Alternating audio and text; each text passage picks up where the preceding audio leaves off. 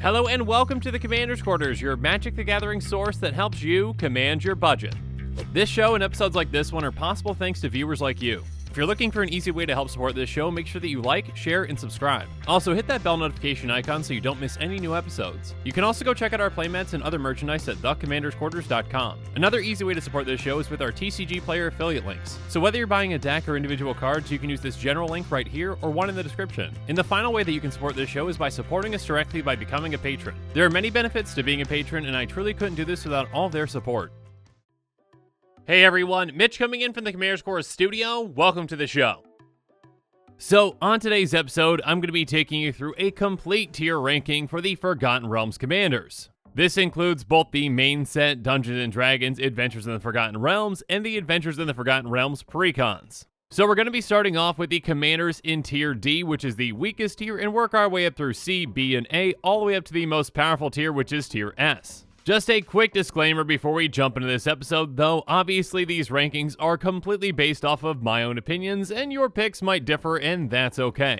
Also, these tier rankings are going to be within the vacuum of Forgotten Realms, meaning that essentially they're comparisons between the commanders from this set and not commanders outside. So an S tier commander from this set very well might be an A tier commander if it was in Modern Horizons 2. But again, these power rankings are the commanders from this set and the precons relative to each other. Also, within each tier, the commanders that I'm bringing up are in no particular order. So the first commander that I bring up in a tier is not necessarily stronger or weaker than the last commander or any other commander that I bring up in a tier. And as always, a huge thank you to Eddie for the great discussions around these commanders and for all of your help during spoiler season. And of course, if I make any mistakes in this episode or any of my other episodes, remember to blame Eddie in the comments below because it's always Eddie's fault. And now with all that said, let's jump into it. So let's start things off with the lowest tier, the weakest commanders from the set and precons with the D tier. And to start off the D tier, we've got Hamid Bashar, Ruin Seeker. She's a 2/3 human wizard for 1 white-blue, and she has room abilities of dungeons you own, triggered additional time. Now, this ability actually has the potential to be pretty powerful, but unfortunately, this commander lacks a lot of support. There are only so many cards in Magic, and actually in Azorius more specifically, that actually let you venture into the dungeon. In fact, there's only 20 or so options in Azorius, and yeah, you pretty much have to use them all no matter how bad they are.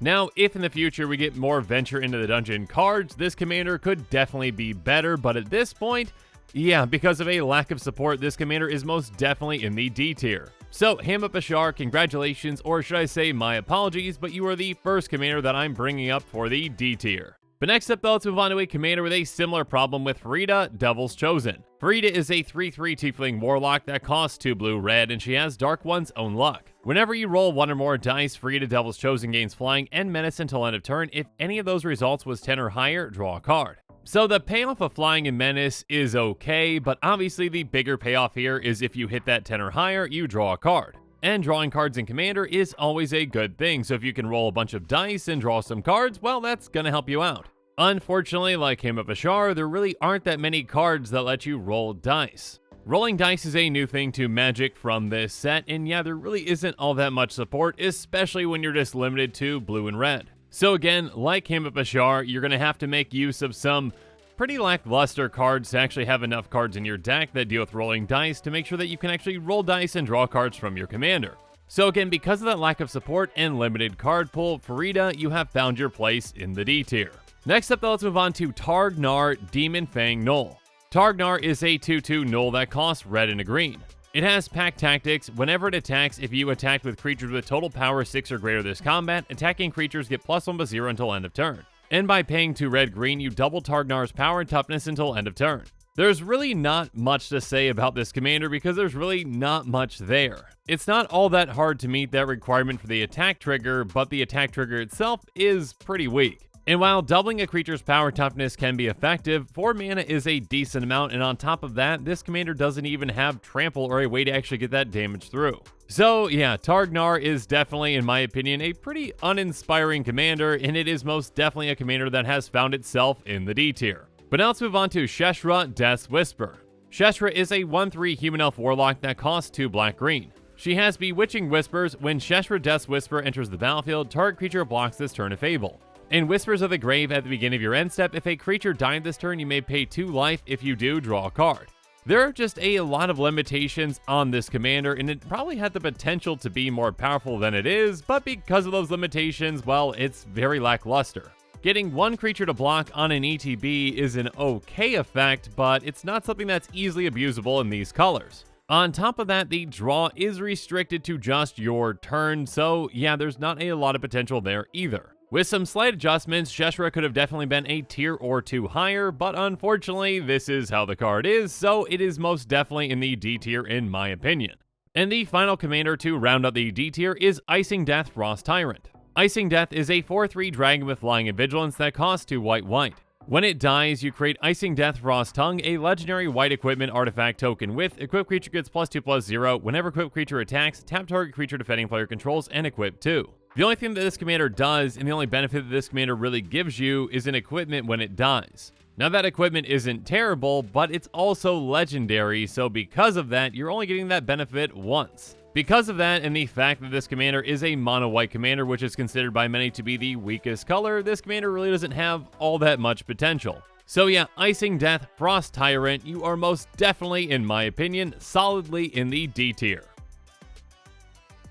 Now let's move on from the D tier to some slightly more powerful but still pretty weak commanders in the C tier. And starting off the C tier, let's talk about Ebon Death Draco Lich. Ebon Death is a 5/3 zombie dragon with flash and flying that costs 2 black. It enters the battlefield tapped, and you can cast it from your graveyard if a creature not named Ebon Death Draco Lich died this turn. So this is somewhat like a reassembling skeleton commander in a way. Now aside from that though, it doesn't really do all that much, being just a 5/2 flyer with essentially no other abilities. Now of course, in mono black, there are ways that you can sacrifice this commander for value and use and abuse it by getting it back out and sacrificing it again and again and again. But still, at the end of the day, though it is a 5/2 flyer, you're still just kind of getting back a vanilla creature over and over again. So because of all that, Ebon Death, you are the first commander that I'm bringing up in the C tier.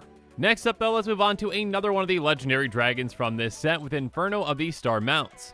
It's a 6/6 dragon that can't be countered, and it's got flying and haste, and it costs 4 red. By paying a red, it gets +1/+0 until end of turn. When its power becomes 20 this way, it deals 20 damage to any target. So for all intents and purposes, this is somewhat of an upgraded version of a Shivan dragon. Now, that being said, it does have a powerful effect when you do hit 20 power with that fire breathing, but you gotta get to that 20 power to do so. Now, of course, there are some workarounds and ways to get that effect multiple times in a turn, or to double up that effect's damage, etc, but still. At the end of the day, if you're getting this commander's to 20 power, you might as well get it to 21 power and take out a player with commander damage. I'm not saying it's not a powerful trigger when you get it there, I'm just saying that it takes a good amount of effort to actually get your commander to that point. Now, it's a cool concept, and I actually really like the design of this commander, but in my opinion, Inferno of the Star Mounts is most definitely in the C tier when it comes to power level. Next up, another commander that's most definitely in the C tier in my opinion is the Tarrasque. It's a 10/10 dinosaur that costs 6 green, and if it was cast, it's got haste and ward 10. On top of that, whenever it attacks, it fights target creature defending player controls. Honestly, there really isn't all that much to this commander, it's just kind of a big, dumb dinosaur. It has a huge mana cost, and for that mana cost, you really aren't getting all that much for it. Yeah, it can take a creature out when it attacks, but it can also just be chump blocked for days against tokens, so yeah. It's just an underwhelming commander, especially for its high mana cost, and in my opinion, it is most definitely in the C tier. But now let's move on to a very different commander with Kalain, Reclusive Painter.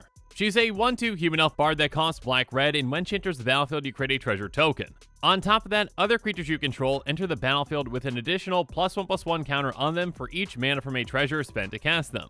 Getting 1 treasure token when you cast this commander is nice, but she doesn't give you any other ways to make treasure tokens. So with this deck, you need a ton of ways to produce treasure tokens, and the benefit from making those treasure tokens and using them on casting your creatures isn't really all that great. If this commander had a more repeatable way to consistently make treasure tokens, or gave you a bigger, more impactful effect when you use them, yeah, it could bump up a tier, but at this point, it is most definitely in the C tier. But now it's time for us to move on to another uncommon commander in the C tier with Krydle of Baldur's Gate. Krydle is a 1/3 human elf rogue that costs blue-black. Whenever it deals combat damage to a player, that player loses 1 life and mills a card, then you gain 1 life and scry 1. On top of that, whenever you attack, you may pay 2. If you do, target creature can't be blocked this turn. For this being a combat damage trigger on a commander, it is pretty lackluster. And being able to make one thing unblockable when you attack is nice because, yeah, you can choose something other than this that might have a better combat damage trigger or something that is just more powerful that you want to get through. That being said, there are more powerful effects and commanders out there in this set, so yeah, Krydle, you have most definitely finished in the C tier. Next up though, let's move on to a very different commander with Brunor Battlehammer. Brunor is a 5/3 dwarf warrior that costs 2 red-white. It has each creature you control gets +2/+0 for each equipment attached to it, and you may pay 0 rather than pay the equip cost of the first equip ability you activate each turn. Overall, I would say that this commander isn't bad, it's just not all that great. Saving on 1 equip ability is nice, and that can really help you out if something's got a very high equip cost. And the pump effect can be effective too when attached to the right creatures. This commander was probably one of the ones that I was most on the fence about between the C and B tier, but I ended up placing it in the C tier, and it still feels right, so let's keep Brunor Battlehammer right here. Next up though, let's talk about Borrowin of Clan Under.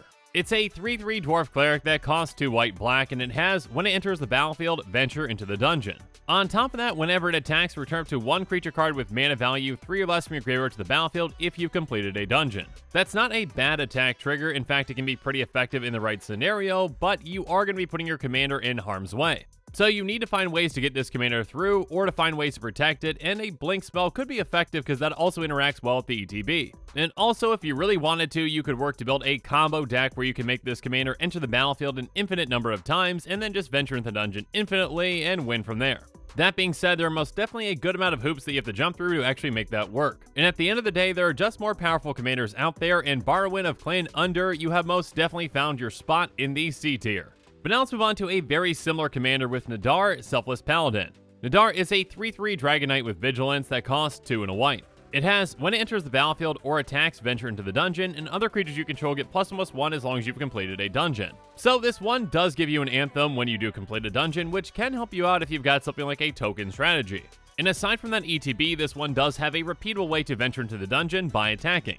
And of course, like I mentioned with the last commander, there are ways to infinitely loop this commander, even if you're just in mono white. That being said, yeah, this is a mono white commander with not that big of a payoff, so yeah, you are most definitely in the C tier. Now though, let's move on to Varus Silvery Moon Ranger, a 3/3 human elf ranger with reach and ward 1 for 1 green. It has, whenever you cast a creature or planeswalker spell, venture into the dungeon, this ability triggers only once each turn. And whenever you complete a dungeon, create a 2/2 green wolf creature token. So this commander would actually probably be in the B tier if it wasn't for that part where it says this ability triggers only once each turn. Because of that limitation, this commander is pretty lackluster. It's going to take you longer to actually complete dungeons, and although there is a payoff, that payoff again is going to be pretty slow, and it's not going to be all that impactful. So because of those 7 words, unfortunately for Varus, you have finished in the C tier. But now let's wrap up the C tier with its final commander with Delina Wild Mage.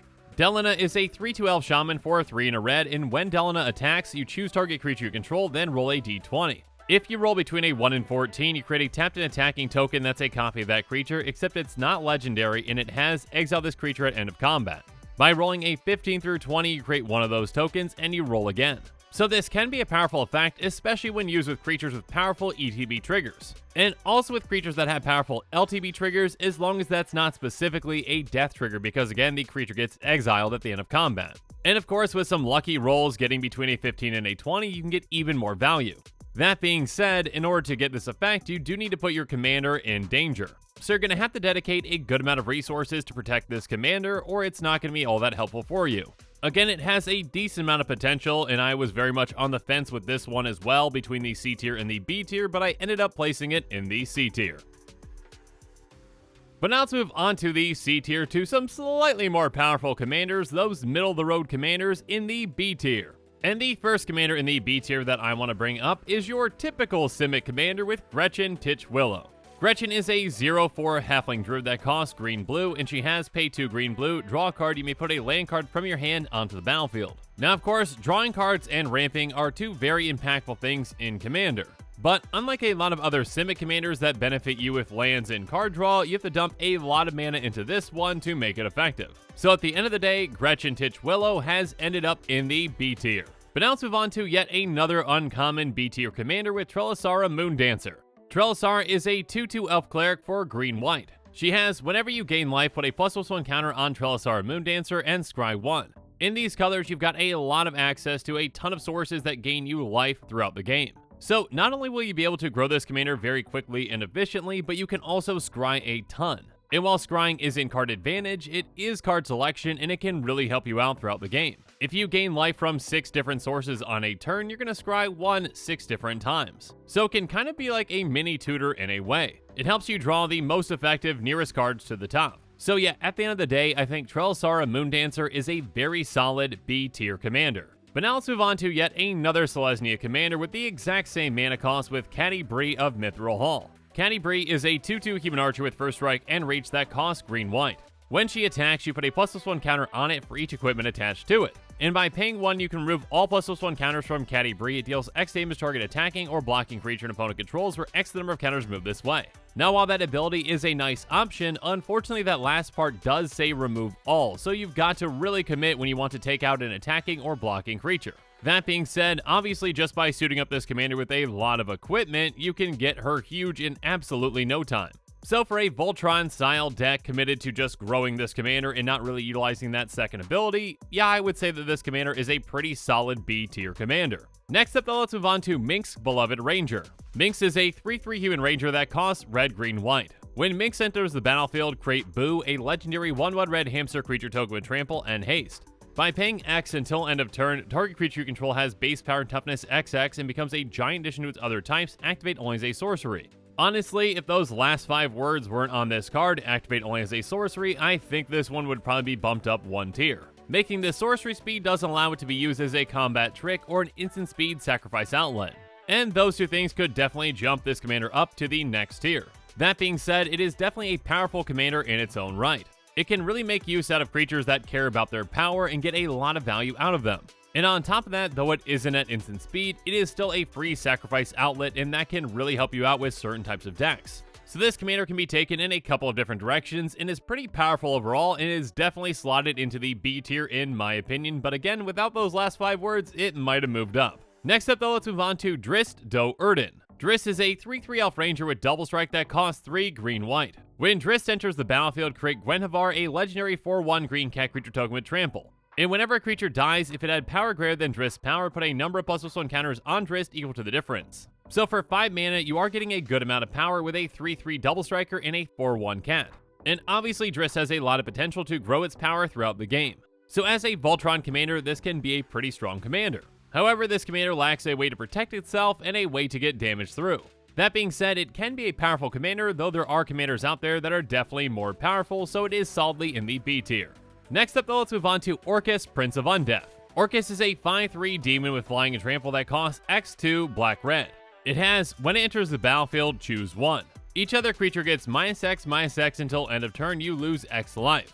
Or return up to X target creature cards with total mana value X or less from your graveyard to the battlefield, they gain haste until end of turn. So this commander can either be a board wipe or a mass reanimation spell. I think the most effective way to build this commander would be an aristocrat style strategy focusing on small creatures, most likely pretty much all with 1 mana value. So you could sacrifice all of them for value, get them all back, sacrifice them again, etc, etc. That being said, it's still a pretty hefty cost to get all of them back, especially if this commander is dealt with and commander tax is added. So at the end of the day, this is just a strong middle-of-the-road commander, and it definitely fits in the B tier. Up next though, we've got Grazilax, Illithid Scholar. Grazilax is a 3/2 horror that costs 1 blue. It has, whenever a creature you control becomes blocked, you may return it to its owner's hand, and whenever 1 or more creatures you control deal combat damage to a player, draw a card. So that first part is a good way to protect your creatures in combat when you're attacking, and it's also a good way to potentially abuse some ETBs. If you've got a creature with an ETB that you want back in your hand, swing away, hope it's blocked, and you can recast it. And if your creatures aren't blocked, you can draw up to 1 card for each player hit. So this commander definitely has some potential for an interesting build, and I think it's a solid B tier commander. Speaking of which, next up let's talk about Acererak the Archlich. It's a 5/5 zombie wizard that costs 2 and a black. When Acererak enters the battlefield, if you haven't completed Tomb of Annihilation, return Acererak to its owner's hand and venture into the dungeon. And then whenever a Serac the Archlich attacks, for each opponent create a 2/2 black zombie creature token unless the player sacrifices a creature. Now that's a pretty powerful effect, but you're basically going to have to cast this commander 3 times at least in order to actually get it into play and stick. There are ways around that, but I think that the more likely route that many people are going to build this commander and the more effective route is to actually use and abuse its ETB. So an effective deck built around this might be built around a lot of cost reducers to make sure that this commander doesn't cost too much when you're casting it. If you can keep recasting this commander for just a black mana, you can get a lot of value out of that ETB, and you can keep entering into the dungeons as long as that dungeon is not Tomb of Annihilation. Of course, there are ways to go infinite with this commander as well, but yeah, I think at the end of the day, this is most definitely a B tier commander. And speaking of venturing into the dungeon, let's talk about Zalto Fire Giant Duke. Zalto is a 7/3 giant barbarian with trample that costs 3 red. It has whenever Zalto Fire Duke is dealt damage, venture into the dungeon. Obviously, you can get that trigger in combat, but more likely you're going to be getting that trigger when you're pinging this with a lot of your red sources that ping. You are limited to pinging this twice a turn, but there are ways around that as well. You can either increase its toughness, or you can give it indestructibility, and yes, there are ways to go infinite this one too. But at the end of the day, overall, I think this commander is probably pretty middle of the road when it comes to power level, and it is most definitely a B tier commander. And then we've got yet another giant with the 7/7 Storvald Frost Giant Jarl, which costs 4 green, white, blue. It has Ward 3, and other creatures you control have Ward 3, and whenever it enters the battlefield or attacks, choose one or both. Target creature has base power and toughness 7/7 until end of turn, and target creature has base power and toughness 1/1 until end of turn. So this protects your creatures and can make a creature big and a creature small in combat. Now, all these things can be pretty effective in the right scenarios, but it also does come with a pretty high mana value at 7. So taking all these things into account, Storvald Frost Giant Jarl, you are most definitely in the B tier. But now let's move on to another Bant commander with Gallia, Kindler of Hope. Gallia is a 4/4 elf knight with vigilance that costs 1 green, white, blue. She has, you may look at the top card of your library anytime, and you may cast aura and equipment spells from the top of your library. When you cast an equipment spell this way, it gains, when this equipment enters the battlefield, attach it to target creature you control. So the most effective build for this commander is probably going to be focusing on equipment. By getting some artifact cost reducers in play, you can cast equipment after equipment after equipment off the top of your library. And those equipment can immediately attach to target creature you control, most likely your commander. So this can be an effective Voltron commander that does provide you card advantage in a way. So yeah, Gallia was a commander that I was on the fence about between the A and B tier, but I ended up putting it in the B tier. But next up, let's move on to a Rakdos commander with Prosper, Tomebound. Prosper is a 1/4 Tiefling Warlock with Death Touch that costs 2 black-red. It has Mystic Arcanum at the beginning of your end step. Exile the top card of your library. Until the end of your next turn, you may play that card. And then Pact Boon, whenever you play a card from exile, create a treasure token. So this commander does give you a form of card advantage, or temporary card advantage I should say, with Impulse Draw. On top of that, it can also give you temporary mana ramp with treasure tokens. A deck built around this commander can heavily utilize cards that are cast from exile with cards like Rebound or Suspend, etc, etc. At the end of the day, it's just a very solid but not overpowered commander, and that's why it's slotted in the B tier. But now let's move on to a mono blue commander with Min, Wily Illusionist. Min is a 1/3 gnome wizard for 1 blue. She has, whenever you draw your second card each turn, create a 1/1 blue illusion creature token with, this creature gets +1/+0 for each other illusion you control. And whenever an illusion you control dies, you may put a permanent card with mana value less than or equal to that creature's power from your hand onto the battlefield. Now, consistently drawing 2 cards on your turn is very easy to accomplish. Doing this consistently on your opponent's turns, though, can be a bit more difficult. That being said, the payoff for when your illusions die can be very impactful. Once your illusions get a good amount of power, you can cheat some pretty big things into play. And even if your illusions are fairly weak, when they die, you can cheat lands into play because it doesn't specify non-land permanent. So yeah, once you're set up, this commander can be very impactful, but it does take a little while to get set up. So yeah, I would say that this commander is in the B tier. But now it's time for me to wrap things up in the B tier with the final commander of this tier with Imrith, Desert Doom. Imrith is a 5/5 dragon with flying that costs 3 blue. It has Ward 4 as long as it's untapped. And whenever it deals combat damage to a player, draw a card. Then if you have fewer than 3 cards in hand, draw cards equal to the difference. So this can be an effective card draw engine that can really protect itself, especially if you can give it vigilance. And if you've got something that allows you to freely discard cards, you can essentially draw 3 cards every single time you hit with this. So there is a decent amount of payoff with this commander when it comes to card advantage, but not much else outside of that. So because of that, Imrith, Desert Doom, you have earned the final spot in the B tier. But now we're moving on from the B tier to some of the most powerful commanders from this set in the A tier. And let's start the A tier with Rondis, Rage of the Ancients. Rondis is a 5/4 Dragon Barbarian that costs 3 red-green. It has Enrage. When it's dealt damage, you may create a 5/4 red and green Dragon Spirit creature token with, when this creature deals damage, sacrifice it.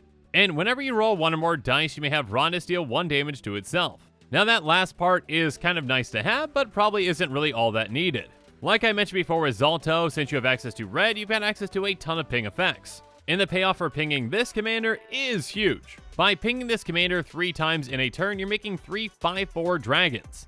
Now those dragons die when they deal damage, but still, that's 15 total power. So this commander can easily flood the board very quickly with an army of 5/4 Dragon Spirit creature tokens. And of course, there are plenty of ways to use and abuse this effect and even go infinite with it. So at the end of the day, this has the potential to be a very powerful commander, but it's not quite up to top tier level. So Rondis, Rage of the Ancients, thanks for starting us off in the A tier. In Rondis, you're actually going to be joined by yet another Gruul commander with Wolfgar of Icewind Dale. Wolfgar is a 4/4 human barbarian with melee that costs 3 red-green. It has if a creature you control attacking would cause a triggered ability of a permanent you control to trigger, that ability triggers an additional time. So just as Panharmonicon deals with ETBs and Teysa Karlov is essentially a Death Harmonicon that deals with death triggers, this is essentially an Attack Harmonicon that doubles up attack triggers. And of course, there are a lot of powerful attack triggers out there, especially in Gruul. So yeah, this commander can provide you a lot of value, especially if you've got ways to take extra combats and get even more value out of it.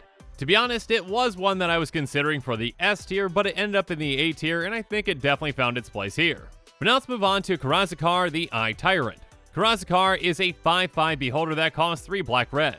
It has, whenever you attack a player, tap target creature that player controls and goad it. And then whenever an opponent attacks another one of your opponents, you and the attacking player each draw a card and lose 1 life. So this commander can essentially help you take your opponent's best creatures and force them to swing away at your other opponents. If you've got a lot of low-to-the-ground evasive creatures, this commander can be very impactful. It can also draw you a ton of cards. Outside of goading, it also incentivizes your opponents to attack each other, so yeah, it can provide a lot of card advantage for you throughout the game. Goad is a powerful mechanic, and card advantage, of course, is very important in Commander, so yeah, this commander has most definitely earned its spot in the A tier. And it's going to be joined by yet another beholder with Xanathar, Guild Kingpin. Xanathar is a 5/6 beholder for 4 blue-black. It has at the beginning of your upkeep, choose target opponent. Until end of turn, that player can't cast spells. You may look at the top card of their library anytime. You may play the top card of their library, and you may spend mana as though mana of any color to cast spells this way.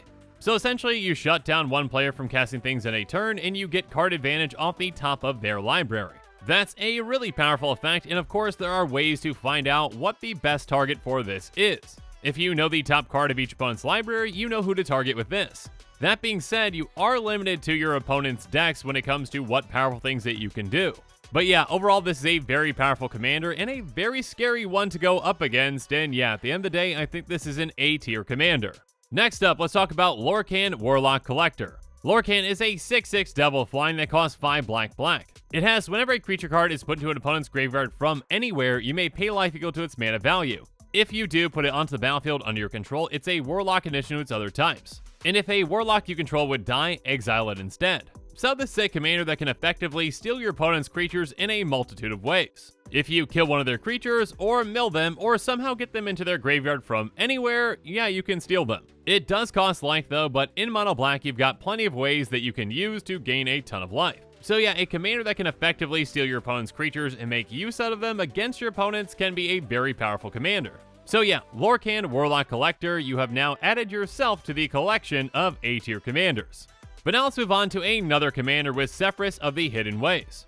It's a 2/3 human wizard that costs white, blue, black. It has, whenever one or more creature cards are put into your graveyard from anywhere, venture into the dungeon, this ability triggers only once each turn. And then create undead. Whenever you complete a dungeon, return target creature card from your graveyard to the battlefield. This commander has a ton of potential, and in fact, if it wasn't for that part that says this ability triggers only once each turn, this would probably be an S-tier commander. That being said, with a lot of creature fodder and a free sacrifice outlet, you can make use out of this commander throughout each turn. And being able to reanimate a creature essentially with each trip around the table, yeah, that can be a very powerful thing. Especially when it comes to creatures with very powerful ETBs and LTBs. Again, if it wasn't for the words, this ability triggers only once each turn, this commander would probably be in the S tier, but that's the way that it is, so it is in the A tier. But now let's wrap up this tier with the final commander from it in yet another Esper commander with Nihilor. It's a 3/5 horror that costs 2 white, blue, black. When it enters the battlefield, for each opponent, tap up to 1 untapped creature you control. When you do, gain control of target creature that player controls with power less than or equal to the tapped creature's power for as long as you control Nihilor. And whenever you attack with a creature an opponent owns, you gain 2 life and that player loses 2 life. So this 5 mana commander has an ETB that can potentially help you steal 3 creatures. And there are plenty of ways to ensure that your creatures have enough power to get exactly the creatures that you want. On top of that, in Esper, you also have plenty of ways to use and abuse that ETB to get this over and over again. So you can take your opponent's best creatures, and then when you're done with those, you can either just, sacrifice them with a free sacrifice outlet or whatnot, and yeah, steal some better ones. And on top of that, when you attack with any creature that you don't own, you're going to be draining an opponent and gaining some life. This was yet another commander that I went back and forth between S tier and A tier, but it ended up finishing in the A tier, but yeah, that doesn't mean that it's not incredibly powerful. And finally, we're going to be moving on from the A tier to the most powerful commanders from this set in the S tier. And let's start things off with the 5-color commander from this set with Tiamat. Tiamat is a 7/7 dragon god with flying that costs 2 and Wooburg. Tiamat has, when it enters the battlefield, if you cast it, search your library for up to 5 dragon cards not named Tiamat that each have different names, reveal them, put them in your hand, then shuffle. So this 7-mana commander can tutor for 5 cards. And there are plenty of incredibly powerful dragons that you can pick from. So the turn after casting this commander can just be an absolute blowout, and you can easily win then. I mean, there are certain dragons that combo with each other, or other ones that essentially make the other dragons not cost anything, so yeah, there are plenty of powerful things that you can do the second that you cast this commander and get the exact 5 dragons that you want. So this dragon god has a ton of potential, and in my opinion, is an S tier commander. And speaking of powerful dragons, next up let's move on to yet another one with Klauth Unrivaled Ancient. It's a 4/4 dragon with flying and haste that costs 5 red-green. When it attacks, you're going to add X mana in any combination of colors where X the total power of attacking creatures. Spend this mana only to cast spells. Until end of turn, you don't lose this mana as steps and phases end. So yeah, when I was talking about powerful dragons with Tiamat, this is definitely one that you could grab and get a ton of mana out of. Now, it does cost 7 mana, but when this attacks with your other creatures, you're going to get a lot more mana back. And then you can use that mana to cast even bigger creatures, and then next turn when you attack, you get even more mana, and this just keeps accelerating further and further. Again, though this commander does have a high mana cost, if you're set up properly when you cast it, you can easily end the game with it essentially right then and there. You generate a massive amount of mana, maybe you take an extra combat and generate even more mana, and then you just cast a giant burn spell to burn all your opponents to the ground. So yeah, Klauth Unrivaled Ancient is yet another dragon that is finishing in the S tier. Speaking of which, there is one more dragon, yes, one more dragon that I'm bringing up in the S tier with Old Gnawbone. Old Gnawbone is a 7/7 dragon with flying that costs 5 green. It says whenever a creature you control deals combat damage to a player, create that many treasure tokens. So Old Gnawbone is actually really similar to Klauth. Now, it doesn't give you mana on attack, but it does give you treasures when you hit, so there are some positives and negatives to that. One negative is obviously you actually need to get your creatures through to get that treasure, but in a mono green deck you got plenty of ways to get trample, etc, etc. One positive though is that those treasures obviously are going to stick around, unlike Klauth's mana. So if you want to hold those for 1 more turn or 2 more turns, yeah, you can just do that and cast a giant spell later. But yeah, a commander that has the potential to generate you massive amounts of mana in absolutely no time, yeah, it's going to finish in the S tier. But now let's move on to a very different commander and one that isn't a dragon with Volo Guide to Monsters. Volo is a 3/2 human wizard that costs 2 green-blue. It says whenever you cast a creature spell that doesn't share a creature type with a creature you control or a creature card in your graveyard, copy that spell. And of course, a copy of a creature spell becomes a token. Essentially, this commander can just double up every single one of your creature spells if you build your deck in the right way. And getting twice as much value out of creatures is absolutely absurd, especially when those creatures have powerful ETBs or LTBs. So essentially, this commander can be most effective when built in an anti-tribal way. That meaning not including many creatures that actually overlap when it comes to creature types. By doing that, you're essentially guaranteed to get twice as much value out of all of your creatures. And yeah, of course, since you're in Simic, you've got access to some really powerful cards, including Spark Double, so have fun with a lot of copies of this. One thing to keep in mind though with this S tier commander, do not include humans or wizards in this deck. Volo is a human wizard, so yeah, you're not doubling up on those creatures. Regardless, Volo Guide to Monsters, in my opinion, is most definitely an S tier commander, and this is the type of Simic commander that I really like to see, one that does different things. Regardless, next up we've got a mono black commander with Asmodeus the Archfiend. Asmodeus is a 6/6 devil god that costs 4 black. It has Binding Contract. If you would draw a card, exile the top card of your library face down instead. By paying black, you draw 7 cards. And by paying a single black, you return all cards exiled with Asmodeus the Archfiend to their owner's hand, and you lose that much life. So Asmodeus is kind of a fixed Griselbrand in a way. Now, I'm not saying that it is Griselbrand, and in fact, yeah, if Griselbrand was a legal commander, it would definitely have its own tier, that's why it's banned, but yeah, this is a very powerful commander. You can essentially just keep paying 3 mana to eventually draw 7 cards. And 7 cards is an absurd amount for 3 mana. Now, yes, when you do pay that black mana to get all those cards back into your hand from exile, you will lose a decent amount of life. But as I've said before in plenty of episodes, 1 life for 1 card in Commander is no big deal at all. And in a mono black deck, you've got plenty of ways to gain a ton of life to mitigate this. So yeah, a commander that can draw you an absurd amount of cards for essentially not much mana and some life, yeah, it's gonna finish in the S tier. It might not be Griselbrand, but Asmodeus the Archfiend is pretty much Griselbrand light. But now let's move on to the final commander in the S tier with Oswald Fiddlebender. And actually, now that I think about it, this very well might be the only mono-white commander that I've ever put in the S tier on one of these episodes. And Oswald Fiddlebender definitely deserves it. It's a 2/2 Gnome Artificer that costs 1 and a white. He has Magical Tinkering, pay a white and tap him, sacrifice an artifact, search your library for an artifact card with mana value equal to 1 plus the sacrifice artifact's mana value, put it onto the battlefield, then shuffle, activate only as a sorcery. Even that last part, activate only as a sorcery, cannot stop this commander from being incredibly powerful. This is a birthing pod commander for artifacts on a stick. So yeah, there are some incredibly powerful and broken things that you can easily do with this commander. I mean, this commander can just, very simply tutor you out 2 artifacts that combo together and win you the game if you want to do that. And if you don't want to do that, this commander can just still be an incredibly powerful toolbox commander that can go get you whatever artifact you need for the situation that you're in. There are plenty of ways to utilize this commander's ability multiple times in a turn, and yeah, there are plenty of ways to win with him as well. So a huge congratulations to Oswald Fiddlebender for being what I believe, again, is the first mono-white commander in the S tier. But with that, this episode is coming to a close, and I would love to hear from you. So in the comments below, let me know your thoughts on my power rankings. Are there any commanders that I'm overestimating or underestimating? So yeah, let me know in the comments below, and as always, thanks again and have a good one.